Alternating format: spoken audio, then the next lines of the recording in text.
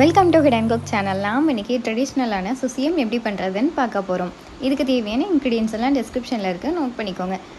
வீடியோக்குள்ளே போகிறதுக்கு முன்னாடி நம்ம சேனலை சப்ஸ்கிரைப் பண்ணிக்கோங்க.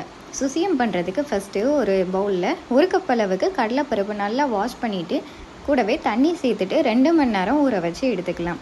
ஊற வச்ச கடலைப்பருப்பை ஒரு குக்கரில் மாற்றிக்கிறேன். இது கூடவே கடலைப்பருப்பு மூழ்கிற அளவுக்கு தண்ணி சேர்த்துட்டு மூடி போட்டு விசில் போட்டுடலாம். 5 விசில் வந்ததுக்கப்புறம் ஸ்டவ்வை ஆஃப் பண்ணிக்கோங்க.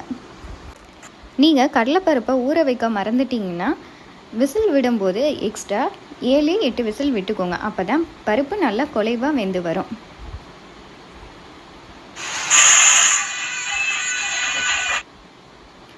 இப்போது 5 விசில் அடித்து முடிச்சிருச்சு. ப்ரெஷரும் ரிலீஸ் ஆயிடுச்சு. குக்கரை ஓப்பன் பண்ணி பார்க்கலாம். பாருங்கள் பருப்பு எந்த அளவுக்கு குலைவாக வெந்திருக்குன்னு. இந்த அளவுக்கு பருப்பு குலைவாக வெந்திருக்கணும். அடுத்து ஒரு பவுலில் 1 கப் பச்சரிசி, 1/2 கப் உளுந்து நல்லா வாஷ் பண்ணிவிட்டு இது கூடவே தண்ணி சேர்த்துட்டு 1 மணி நேரம் ஊற வச்சு எடுத்துக்கலாம். அடுத்து ஒரு பவுலில் 1 கப் வெல்லம் சேர்த்துக்கிறேன். நீங்கள் வெல்லத்துக்கு பதிலாக நாட்டு சர்க்கரை, ஜீனி கூட யூஸ் பண்ணிக்கோங்க. வெல்லத்துக்கு கூடவே நம்ம ஆல்ரெடி வேக வச்ச பருப்பு இருக்குல்ல, அந்த தண்ணியையும் சேர்த்துக்கிறேன். சேர்த்துட்டு நம்ம இப்போது வெல்லத்தை கரைச்சிக்கலாம். பாவு பண்ணணும்னு அவசியம் இல்லை, வெல்லம் கரைஞ்சால் மட்டும் போதும். எதுக்காகனா வெல்லத்தில் மண், தூசி எதுனாலும் இருந்தாலும் நம்ம ஃபில்ட்ரு பண்ணும்போது போயிடும். நீங்கள் யூஸ் பண்ணுற வெல்லத்தில் மண், தூசி இல்லைன்னா டைரெக்டாக அப்படியே யூஸ் பண்ணிக்கலாம்.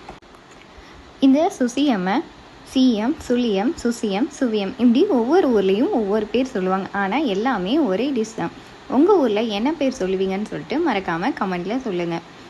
நம்ம ஆல்ரெடி வேக வச்ச கடலைப்பருப்பை மேஷர் வச்சுட்டு நல்லா மேஷ் பண்ணி எடுத்துக்கணும். நீங்கள் மேஷ் பண்ணலைன்னா கூட மிக்சியில் சேர்த்துட்டு நல்லா அரைச்சி எடுத்துக்கோங்க. இந்த சுசியம்மை உங்கள் வீட்டுக்கு கெஸ்ட்டு வந்தாங்கன்னா கண்டிப்பாக ட்ரை பண்ணி பாருங்கள். ஸ்நாக்ஸாக கொடுக்கறதுக்கு பெஸ்ட்டு ஆப்ஷனாக இருக்கும்.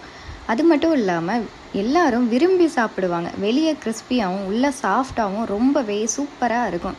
ஸோ மிஸ் பண்ணிடாமல் கண்டிப்பாக ட்ரை பண்ணி பாருங்கள். அடுத்து ஸ்டஃபிங் ரெடி பண்ணிக்கலாம். அதுக்கு ஒரு பேன் வச்சுக்கிறேன். அதில் நம்ம ஆல்ரெடி ரெடி பண்ணி வச்சுருந்த வெல்லத்தையும் ஃபில்ட்ரு பண்ணிவிட்டு சேர்த்துக்கிறேன். இது கூடவே நம்ம மேஷ் பண்ணி வச்சுருந்த கடலைப்பருப்பையும் சேர்த்துட்டு நல்லா மிக்ஸ் பண்ணிக்கலாம். கட்டிகள் இல்லாமல் வெல்லம் கூட ஒன்று சேர்கிற மாதிரி நல்லா மிக்ஸ் பண்ணிவிட்டு அடுத்து 1 கப் அளவுக்கு தேங்காய் துருவல் சேர்த்துக்கிறேன். சேர்த்துட்டு நல்லா மிக்ஸ் பண்ணிக்கோங்க. இது கூட 1 பிஞ்ச் அளவுக்கு உப்பு, 1 பிஞ்ச் அளவுக்கு ஏலக்காய் பவுடர் சேர்த்துட்டு மிக்ஸ் பண்ணிக்கோங்க. ஏலக்காய் பவுடர் ஆப்ஷனல் தான். உங்களுக்கு விருப்பம் இருந்தால் சேர்த்துக்கோங்க, இல்லைன்னா அவசியம் இல்லை. இது நல்லா கெட்டியாகி உருண்டை பிடிக்கிற பதத்துக்கு வர்ற வரைக்கும் வேக வச்சு எடுத்துக்கலாம். இந்த அளவுக்கு கெட்டியாகிற வரைக்கும் நல்லா வேக வச்சுக்கோங்க.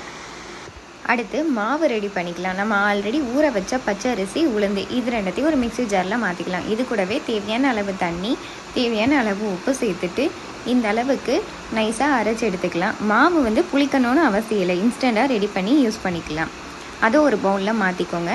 அடுத்து நம்ம ஆல்ரெடி ரெடி பண்ணி வச்சுருந்த ஸ்டஃபிங்கை சின்ன சின்ன உருண்டைகளாக ரெடி பண்ணி எடுத்துக்கலாம். இது மீடியம் சைஸுக்கு ரெடி பண்ணி எடுத்துக்கோங்க. ரெடி பண்ண உருண்டையை மாவில் சேர்த்துட்டு ஃபுல்லாக மாவு கவர் ஆனதுக்கப்புறமா ஒரு பேனில் எண்ணெய் சேர்த்துட்டு ஹீட் ஆனதுக்கப்புறமா அதில் சேர்த்துக்கலாம். இது சீக்கிரமாகவே வெந்துடும், அதனால் கொஞ்ச நேரம் பொரிஞ்சாலே போதும். கோல்டன் ப்ரௌன் வந்ததுமே வெளியே எடுத்துடலாம். உங்களுக்கு ஸ்வீட் பிடிக்கும்னா கண்டிப்பாக இந்த ரெசிபியை ட்ரை பண்ணி பாருங்கள். இது அப்படியே சுட சுட சாப்பிட்டா வெளியே மொறுமொறுன்னு உள்ள சாஃப்டாக வாயில் போட்டதும் கரைஞ்சிரும். டேஸ்ட் அப்படி இருக்கும். ஸோ மிஸ் பண்ணிடாமல் கண்டிப்பாக ட்ரை பண்ணி பாருங்கள். வீட்டில் இருக்க எல்லோரும் என்ஜாய் பண்ணி சாப்பிடுவாங்க.